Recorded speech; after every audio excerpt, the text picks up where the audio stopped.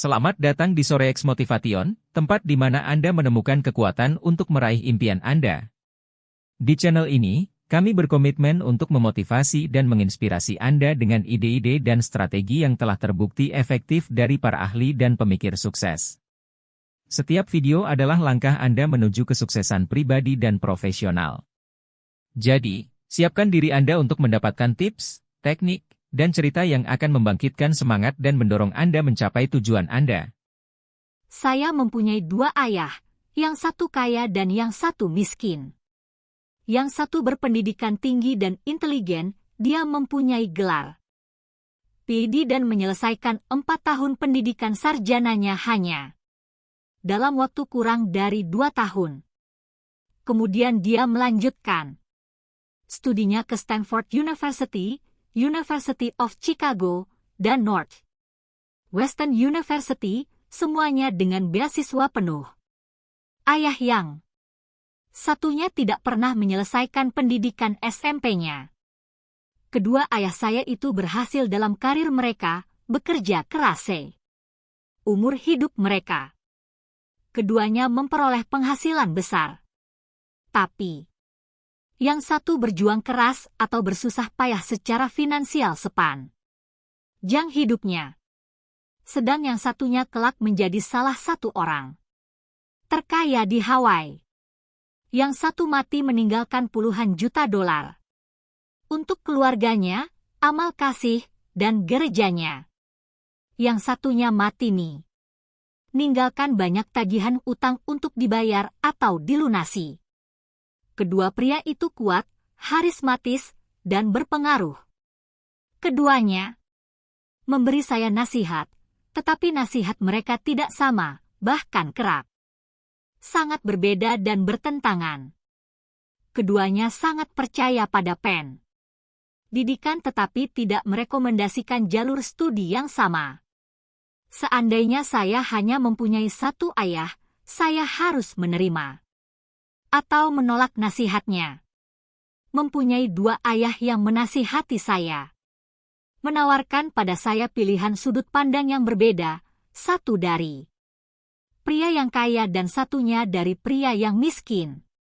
Ternyata saya tidak sekadar menerima atau menolak yang satu atau yang lain, tetapi saya berpikir lebih jauh, membanding-bandingkan, dan kemudian memilih untuk diri saya sendiri.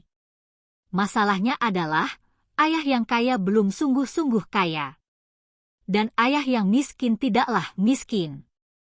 Keduanya baru saja memulai karir mereka, dan keduanya berjuang keras dalam soal uang dan keluarga. Tetapi mereka mempunyai pandangan yang berbeda tentang masalah uang. Misalnya, ayah yang satu akan mengatakan, cinta akan uang ada lah akar segala kejahatan. Yang lain mengatakan, kekurangan uang adalah akar segala kejahatan. Sebagai anak muda, mempunyai dua ayah yang kuat dan berpengaruh pada saya bukanlah soal mudah. Saya ingin menjadi anak yang baik dan mendengarkan, tetapi kedua ayah itu tidak mengatakan hal yang sama. Perbedaan pandangan mereka, terutama bila menyangkut soal uang, begitu ekstrim sehingga saya tumbuh dengan rasa ingin tahu yang besar. Saya mulai berpikir untuk jangka waktu yang lama tentang apa yang dikatakan oleh mereka masing-masing. Banyak waktu pribadi saya habis untuk merefleksikan, bertanya-tanya dalam hati, mengapa ayah berkata begitu, dan kemudian nanyakan pertanyaan yang sama terhadap perkataan ayah yang satu. Lagi. Akan jauh lebih mudah untuk mengatakan, ya, dia benar. Saya setuju dengan itu. Atau menolak sudut pandangnya dengan mengatakan, ayah tidak tahu apa yang dia omongkan. Sebaliknya, mempunyai dua ayah yang saya cintai memaksa saya untuk berpikir. Dan akhirnya memilih suatu cara berpikir untuk diri saya sendiri. Bagai sebuah proses, memilih sudut pandang yang berbeda bertentangan, untuk diri saya akhirnya jauh lebih berharga untuk jangka panjang, ketimbang cuma menerima atau menolak satu sudut pandang. Salah satu alasan yang kaya semakin kaya, yang miskin semakin miskin, dan kelas menengah terjerat utang adalah karena masalah uang diajarkan di rumah, dan tidak di sekolah. Kita kebanyakan belajar soal uang dari orang tua kita. Artinya, apa yang dapat diajarkan oleh orang tua yang miskin kepada anak-anak mereka mengenai uang? Mereka hanya mengatakan, teruslah sekolah dan belajarlah yang giat. Si anak mungkin lulus dengan peringkat yang mengagumkan. Tetapi dengan sikap mental dan program finansial orang miskin, itu dipelajari sewaktu anak tersebut masih muda. Uang tidak diajarkan di sekolah. Sekolah berfokus pada keterampilan di bidang pelajaran dan keterampilan profesional, bukan pada keterampilan finansial. Ini menjelaskan bagaimana bankir, dokter, dan akuntan yang pandai dan memperoleh ranking yang tinggi di sekolah masih harus berjuang secara finansial sepanjang hidup mereka. Utang nasional kita yang menggunung sebagian besar disebabkan karena para politikus dan pejabat pemerintah yang berpendidikan tinggi membuat keputusan finansial dengan sedikit atau bahkan sama sekali tanpa latihan mengenai masalah uang. Saya kerap memandang ke abad 21, milenium ketiga, dan bertanya-tanya apa yang akan terjadi bila kita memiliki jutaan orang yang membutuhkan bantuan finansial dan medis. Mereka akan tergantung pada keluarga mereka atau pemerintah untuk mendapatkan dukungan bantuan finansial. Apa yang akan terjadi bila jaminan pengobatan dan sosial kehabisan dana? Bagaimana sebuah bangsa bisa bertahan jika mengajar anak-anak soal uang terus diserahkan pada orang tua saja, yang kebanyakan akan menjadi, atau sudah, miskin? Karena saya mempunyai dua ayah yang berpengaruh, saya belajar dari mereka berdua. Saya harus memikirkan nasihat masing-masing ayah, dan dalam melakukan ini, saya memperoleh wawasan berharga tentang kekuatan dan pengaruh pikiran seseorang pada hidupnya. Misalnya, ayah yang satu mempunyai kebiasaan mengatakan, saya tidak mampu membelinya. Ayah yang lain melarang penggunaan perkataan seperti itu.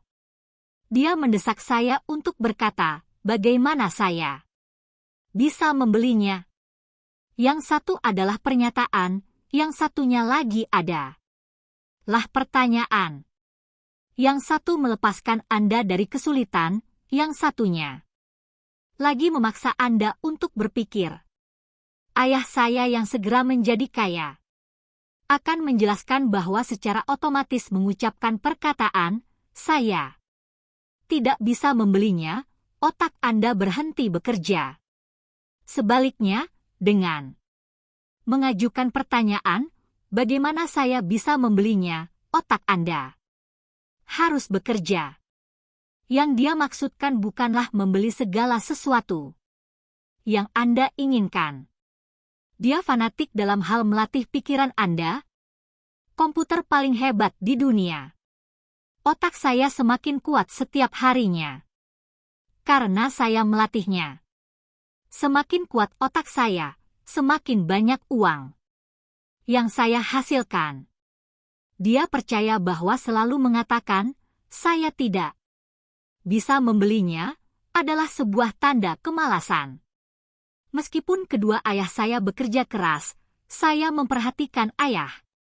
Yang satu mempunyai kebiasaan menidurkan otaknya bila sampai pada urusan uang, sementara yang satunya mempunyai kebiasaan latih otaknya. Hasil jangka panjangnya adalah bahwa ayah yang satu tumbuh lebih kuat secara finansial dan yang satunya lebih lemah. Ini tidak jauh berbeda dengan orang yang pergi ke pusat kebugaran UN untuk berolahraga secara rutin versus seseorang yang setiap hari duduk di sofa menonton TV. Latihan fisik yang pas dan cocok meningkatkan peluang kesehatan Anda, dan latihan mental yang pas dan cocok meningkatkan peluang kemakmuran Anda. Kemalasan menurunkan baik kesehatan maupun kemakmuran. Kedua ayah saya mempunyai sikap yang bertentangan dalam cara berpikir. Ayah yang satu berpikir bahwa yang kaya harus membayar pajak lebih banyak untuk membantu dan memelihara mereka yang kurang beruntung. Satunya lagi berkata, pajak menghukum mereka yang berproduksi dan menghadiahi mereka yang tidak berproduksi. Ayah yang satu merekomendasikan, belajarlah yang giat sehingga kamu dapat menemukan sebuah perusahaan yang baik untuk bekerja.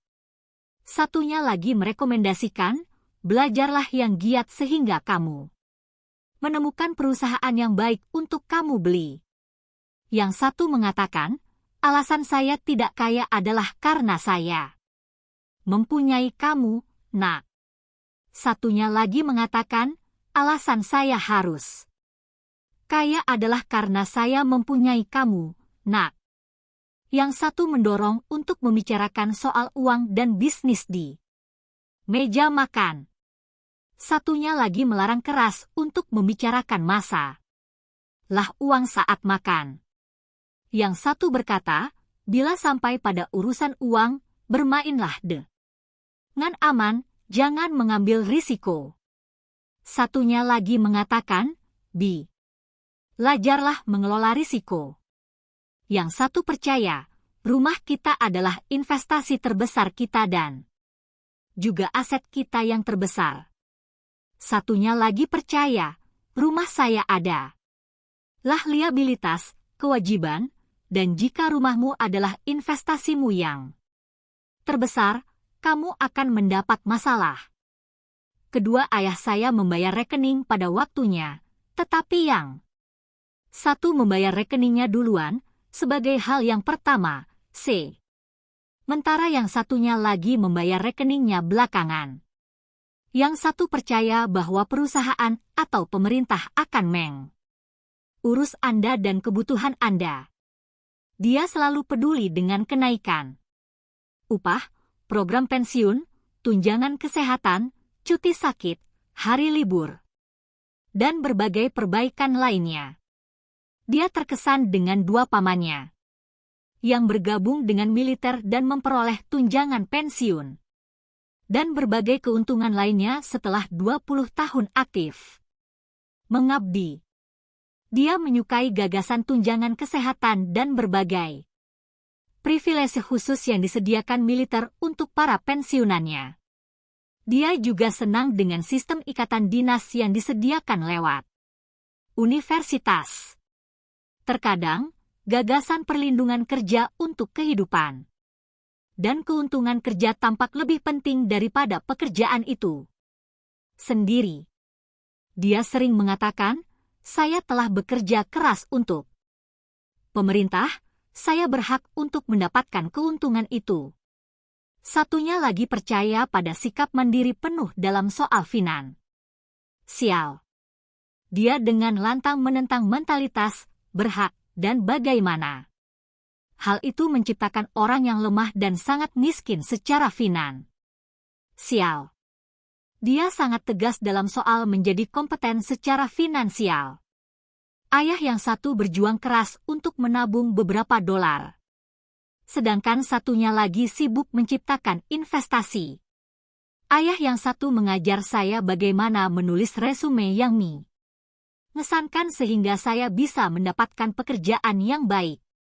Satunya lagi mengajar saya bagaimana menulis rencana bisnis dan finansial yang kuat sehingga saya bisa menciptakan pekerjaan bagi orang lain.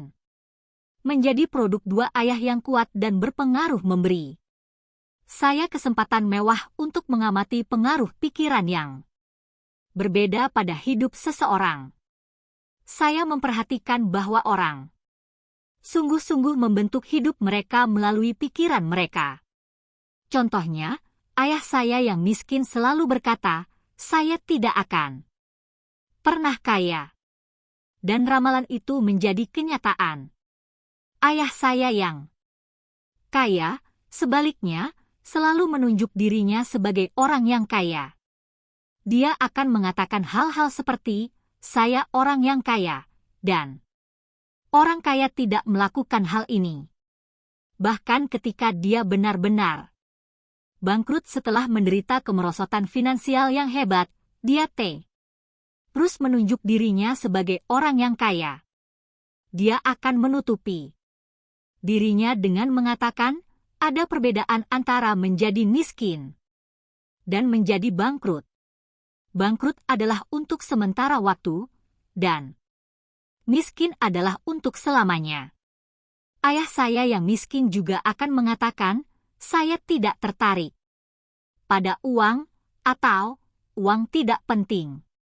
Ayah saya yang kaya selalu mengatakan, uang adalah kekuatan, kekuasaan. Jadi kekuatan pikiran kita mungkin tidak pernah diukur atau dihargai, tetapi menjadi jelas bagi saya sebagai bocah yang masih muda untuk menyadari pikiran saya dan bagaimana saya mengekspresikan diri saya.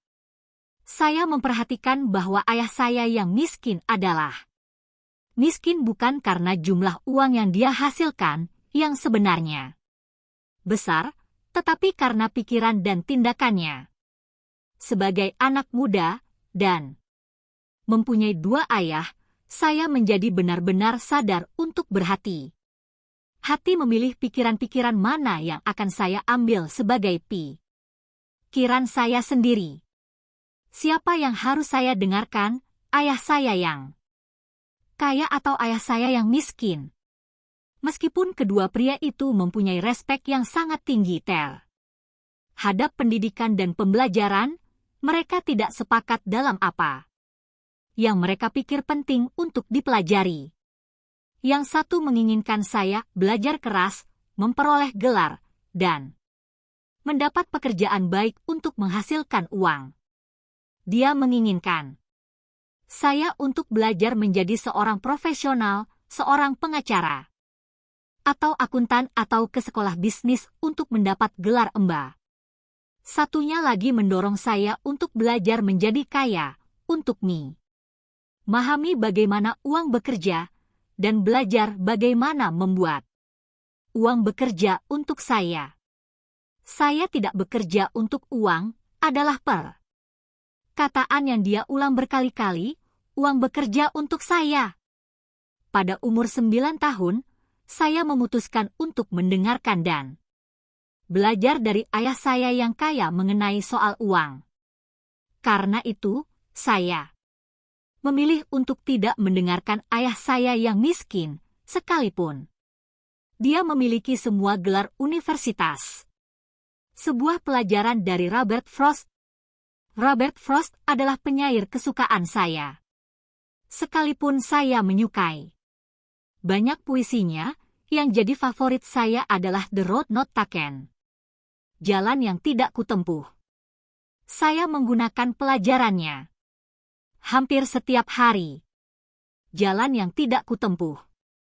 Dua jalan bercabang dalam remang hutan kehidupan, dan sayang aku tidak bisa menempuh keduanya. Dan sebagai pengembara, aku berdiri lama dan memandang ke satu jalan sejauh aku bisa. Kemana kelokannya mengarah di balik semak belukar. Kemudian aku memandang yang satunya, sama bagusnya, dan mungkin malah lebih bagus. Karena jalan itu segar dan mengundang. Meskipun tapak yang telah melewatinya juga telah merundukkan rerumputannya, dan pagi itu keduanya sama-sama membentang di bawah hamparan dedaunan rontok yang belum terusik. Oh, kusimpan jalan pertama untuk kali lain. Meski tahu semua jalan berkaitan, aku ragu akan pernah kembali. Aku akan menuturkannya sambil mendesah. Suatu saat berabad-abad mendatang, dua jalan bercabang di hutan, dan aku Aku menempuh jalan yang jarang dilalui. Dan itu mengubah segalanya. Robert Frost, 1916. Dan itu mengubah segalanya, membuat hidup saya berbeda. Selama bertahun-tahun, saya sering merefleksikan puisi Robert. Memilih untuk tidak mendengarkan nasihat dan sikap ayah saya yang berpendidikan tinggi tentang uang adalah keputusan yang menyakitkan. Tetapi itu adalah keputusan yang membentuk sisa hidup saya.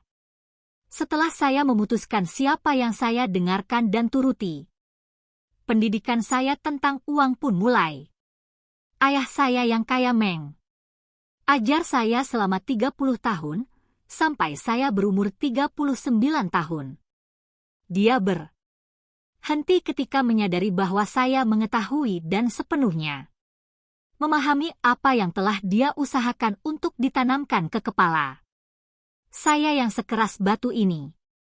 Uang adalah satu bentuk kekuasaan, kekuatan. Tetapi apa yang lebih kuat adalah pendidikan finansial.